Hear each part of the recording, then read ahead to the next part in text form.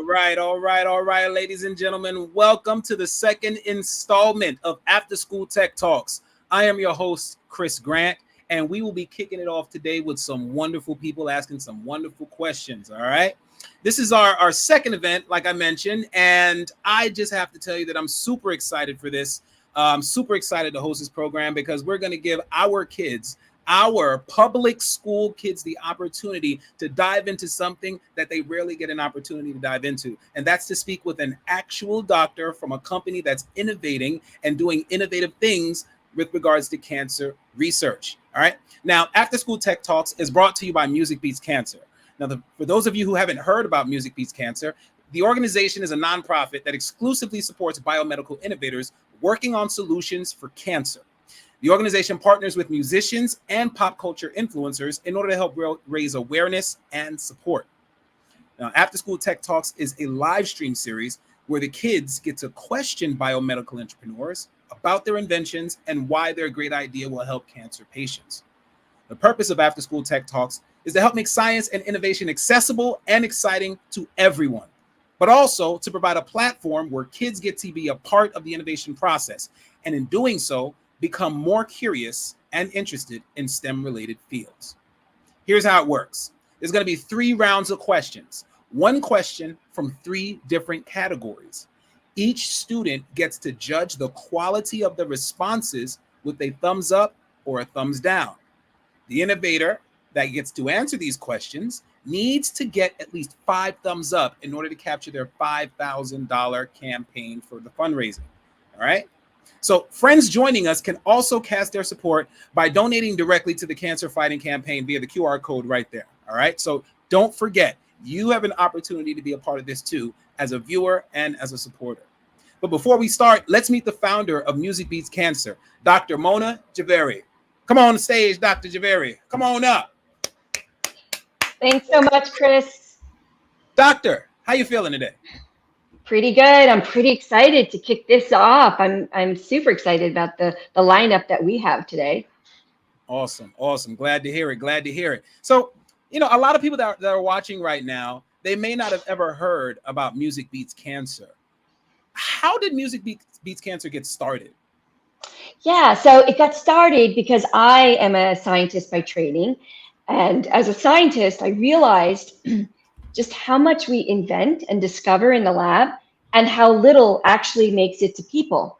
And I realized that the people that are commercializing the science, the innovators, or sometimes we call them the scientist CEOs, are simply underfunded and unnoticed. And so Music Beats Cancer was launched to put a spotlight on these innovators who are, what I believe, who are at the forefront of fighting cancer. And so that's how and why we launched Music Beats Cancer. All right. Now I'm hearing something, and I'm sure everyone else is hearing something. We're hearing Music Beats Cancer. Where does the music part come into play here? Yeah. So when we launched Music Beats Cancer, we realized that we have a new message. It's not research for the cure. In fact, it's entrepreneurs for cures. And we knew we needed to shift the paradigm in terms of how we fight and fund this war on cancer. And so we decided we needed to spread the message, and that music was going to be the way to spread it. So music is our torch to get the message out there. And Chris, music is just something that's so universal. It's so powerful. It's historically been a vehicle that can shift norms, shift paradigms, make the world a better place. So for us, music is our power to rethink how we fight and support this war on cancer. I love it. That is such a noble cause, and we all definitely appreciate you integrating the two in order to help dance those cancers away. We need that. Play the music. DJ, play that funky music. All right. Dr. Javeri, we thank you for all that you're doing. We appreciate what you're bringing to the table, and we appreciate the access that you're giving our kids. Thank you so much. Thank you. Ladies and gentlemen, are you ready to meet our kids? Of course you are. We're going to get started. The first kid I would like to bring to the stage, or rather, they're not our kids, they're our scholars, all right? The students that we have here today, they are interested and they are eager to be involved, and that's why they have decided to agree to do this. So our first kid that we're going to bring up, our first scholar is Maddie. Maddie, come on up. Hello. Maddie, how you feeling today? Good. How did you go to school today? I'm homeschooled, so yeah. Oh, that's a father's dream. That's a father's dream. I love that. Happy to hear that. Did you have good homeschool? Were your teachers nice to you? Did you get detention? Yes. You didn't get detention today? No, I didn't. Okay. Was the lunch good? Yeah. I heard homeschool sometimes they have terrible lunch. No. Awesome. I'm glad you're here with us today, Maddie. Maddie, I have a question for you because usually we do this program with teenagers, 14, 15, 16. How old are you? I'm 10. 10, ladies and gentlemen, 10 years old, not even a preteen yet, and she's up here stomping with the big dogs. Ladies and gentlemen, we got ourselves someone ready to rip and run. All right. Do you have your questions ready? Yes, I already have the questions ready. I love that. She came prepared, y'all. Don't play her. Don't second guess her. She's coming with that fire, y'all. Thank you for coming, Maddie. You're welcome. All right. Our second scholar that we're going to bring up today is Arthur. Arthur, are you there? Hi. What's up? Arthur came through with the headset looking like an airman right now. What do you look like you're sitting in the cockpit ready to take some planes down, man? Yep. That's exactly what I'm going to do today with these questions. Oh, Arthur coming through with the fight. All right. All right, Arthur. Glad to hear it. How old are you, Arthur? I'm 14. 14. So Yep. You are a freshman going into sophomore year? Yep. Love to hear that, man. Love to hear that. What's your favorite subject right now? Probably English. I really like the books we're reading right now. Are you doing Dorian Gray yet? What are you reading? I'm reading a book called Flowers for Algernon. Say that again? I'm reading a book called Flowers for Algernon. Flowers for Algernon. Why do I feel like I know that book? I'm sorry. It's been like 22 years since. Maybe. Awesome. Well, Arthur, thank you so much for agreeing to do this. I'm sure that you're going to be, if you're an English savant, I'm sure you're going to be able to do well. You have your questions ready? Yep. Love to hear it. Love to hear it. Maddie, you look like you got a partner in crime right now. Let's go ahead and get ready to meet our third scholar. Let's see if we're going to wind it up. Perla, are you there?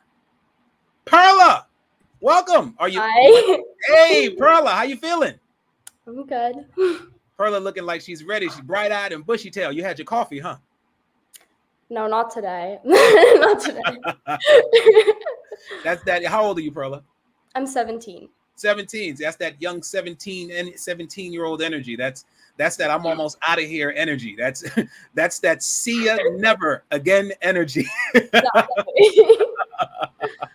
Is this your final year in high school? No, I'm gonna be senior next year. Oh, okay. So this is that limbo where now you're gonna start putting in those applications so you can see where you're gonna study for the next 4 years. It's summer. Yeah. Let's go. Do you have your major in mind yet for college? Biology. Woo! So this is right up your alley. After School Tech Talks is right in your lane. Yeah. Love to see it. Love to hear it. Well, I'm glad you're here with us. I'm sure you're going to be able to take us all the way to the motherland. And I'm sure your questions are already prepared. Yeah? Mm-hmm. Yeah, we were talking backstage. She was coming with that heat. I said, wait, hold on. We got to save some of that. Yeah. I've got them. So, students, I want to thank you all for coming today. We appreciate the time that you set aside in your busy schedules.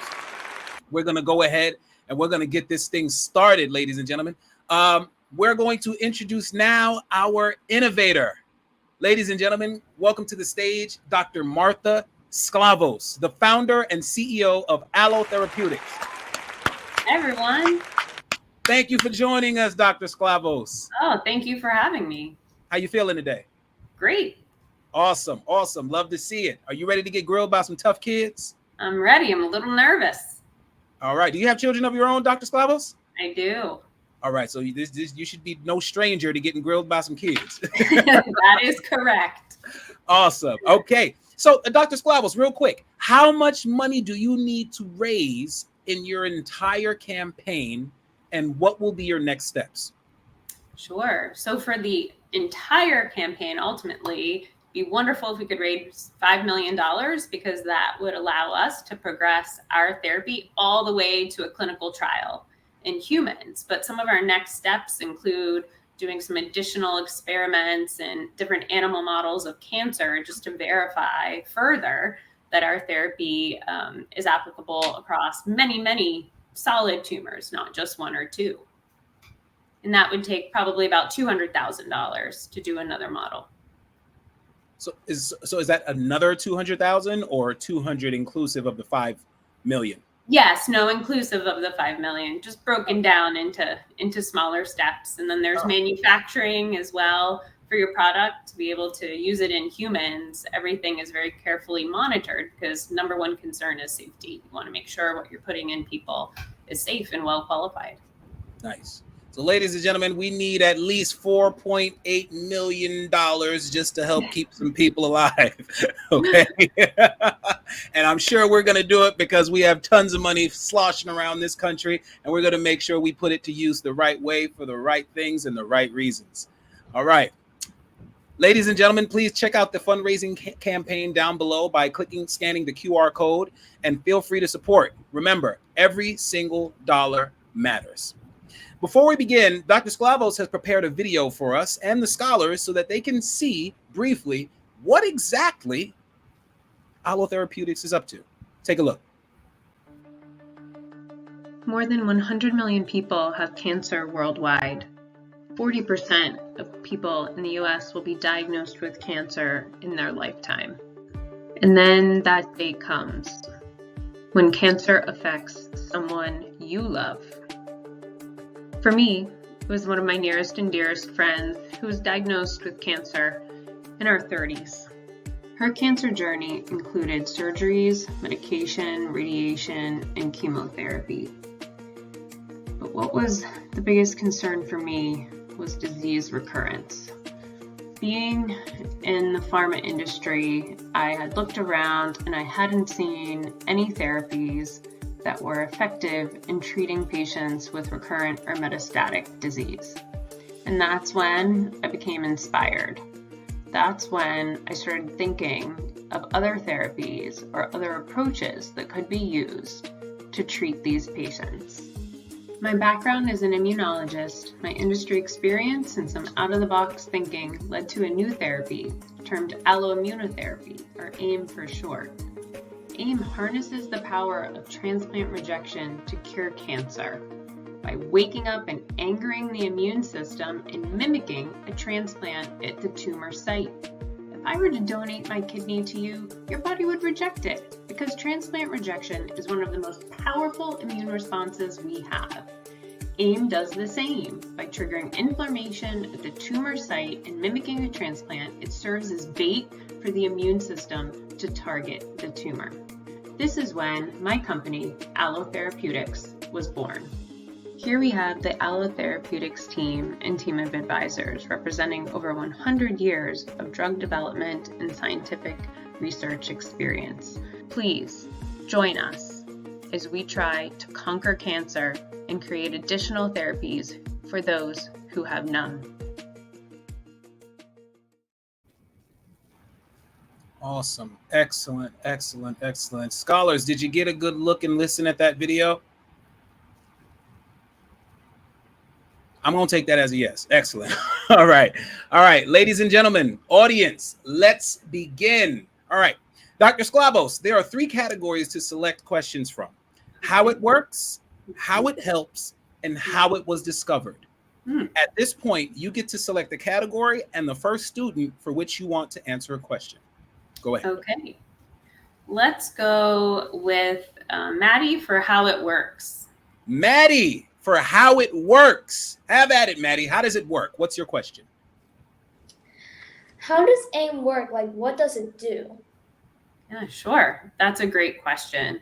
So there are lots of different cancer therapies. Some work better than others. What we want to do is to help some of the most common cancer therapies like chemotherapy or another therapy called checkpoint immunotherapy work even better and help get it to even more patients. So what we're doing is we're inflaming the tumor. That's why you might see on our logo, inflame with AIM. We want to activate the tumor. And the way we do that is by getting more immune cells to the tumor. And that's what you heard in the video of a transplant. So we're taking cells that don't belong in the body because they're from another person, and using that to really aggravate and anger the immune system. So they all come to the site of the tumor. And it's just well known across clinical trials that patients that have higher numbers of immune cells in their tumor respond better across various different therapies. So if we can really inflame these tumors, our therapy can be added to already common kind of protocols and treatments to help everything work better, crush that tumor, and help patients. Awesome. Thank you so much, Dr. Sklavos. Nobody likes an angry immune system. That's not pretty, especially during allergy season. I hate it. Oh, that can be brutal too. Seriously. Maddie, how does AIM work? Was that satisfying for you? Was that a good answer? Yes. Awesome. Do you give it a thumbs up or thumbs down? Thumbs sideways? Where are we? Uh-oh. Drum roll. Drum roll.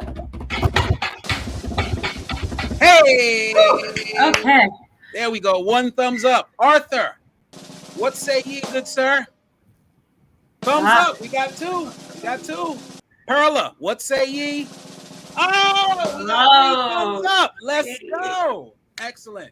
AIM works to inflame the tumors to ignite the immune system. This is how we expose it and allow it to be debilitated, in so many words. And we love that, because then we can capture it and we can really mitigate this response as quickly as possible before it spreads. And that's the basis. We want to stop this thing from spreading. Ain't that right, Doc? That's right. Awesome. Love it. Thank you so much, Maddie. That was beautiful. Great work. Great work. All right, Dr. Sklavos, second category. You're running 3 thumbs up. You only need 2 more to get the 5,000. Okay, let's go with how does it help with Arthur? How does it help? Arthur. All right. So my question was, how will this affect the human in terms of side effects? And will it harm normal functions in the body? That is an excellent question. And it's actually one of the key things we considered when designing this therapy.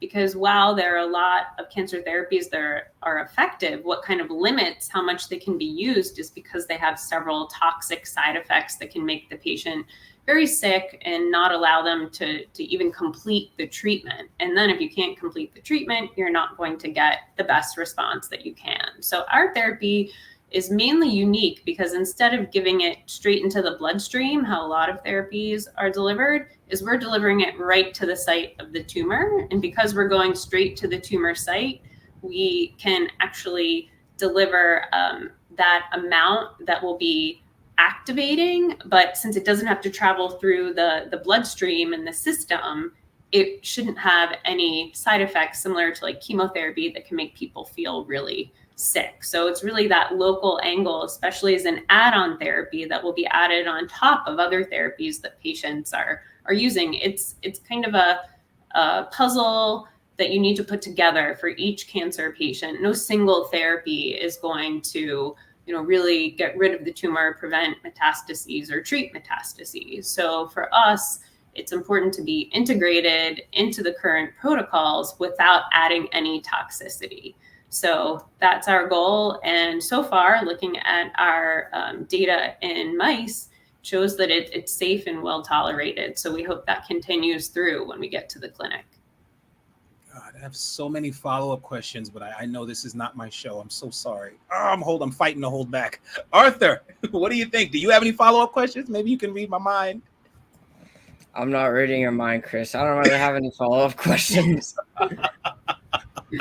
Awesome. That was an amazing question. Great question, because you got me thinking now too. And that response from Dr. Sklavos, well, I'll let you tell it. What do you think, Arthur? Was that a good response? Thumbs up, sideways, or thumbs down? What are you thinking? Sideways. Sideways. Okay. All right. That's a first in history. Okay. Yeah. Well, feel free to ask more if I wasn't clear. Yeah. We'll come back to that, Arthur. We'll come back to that. All Perla, right. what do you think? Thumbs up. Now you can't do 2 for your brother. That don't count. Okay. Maddie, where are we? Thumbs up. Okay. All right. So we got 2 thumbs up, which means we got the 5 thumbs up necessary. But clearly, Arthur's not satisfied. I have some work to do. I have work to do. I'm ready. Arthur's not satisfied. So clearly he was reading my mind just a little bit, because I think we have similar questions. Do you have any follow-up questions you want to run by? So what exactly like is AIM? Is it like a drug? Yeah, so the way that we really classify it is it's a cell-based therapeutic vaccine. So, you got to break that down into a few parts. So it's a little bit different than other therapies, because we're using cells, and it's those cells that we're using that we are triggering those to be kind of more inflammatory themselves, and to have that power to stimulate that strong transplant rejection response. So it's kind of this bulk of cells that we're putting, right at the site of the tumor.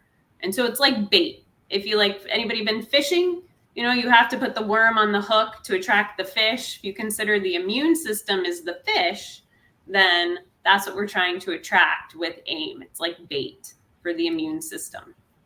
Yeah, I don't know. I wasn't totally clear on that, but I get it now. Oh, great.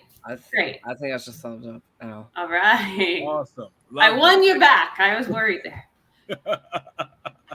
Yeah, that was that I can tell how that response can make you have so many more follow-up questions, because there's so much sequence that you want to try to gather from that. Before we get to Perla's question, Perla, Maddie, do you have any follow-up questions for Dr. Sklavos? Well, no, I mean, she just answered like what I was thinking. I was really more confused on like what it was, like whether it was like a treatment like chemo or like a vaccine like that you inject in So the way that it's actually delivered is typically if you have several types of tumors that we call solid tumors that mainly affect the organ systems, like say breast cancer, pancreatic cancer, kidney cancer, the oncologists, the doctors will take a biopsy of it. So they'll go in, they'll take a piece of the tumor to really see what they're dealing with. So with that same procedure is how we'll deliver our therapy. So it's usually guided by ultrasound so they can see exactly, where they're putting it in, or alternatively, it can be dosed for the first time or second time, assuming you have a biopsy first, and then you can have surgery to remove the tumor or as much as you can of the tumor. That's when you can also dose our therapy. We call it a vaccine because it can build on itself, meaning the immune response can build on itself. Like think of the COVID vaccine.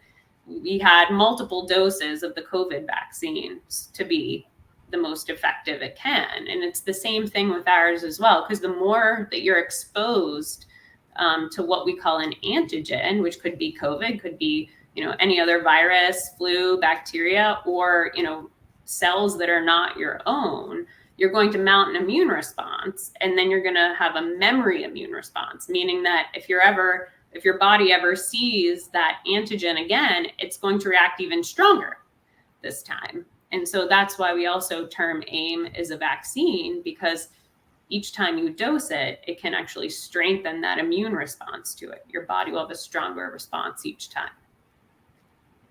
That was a great follow-up question.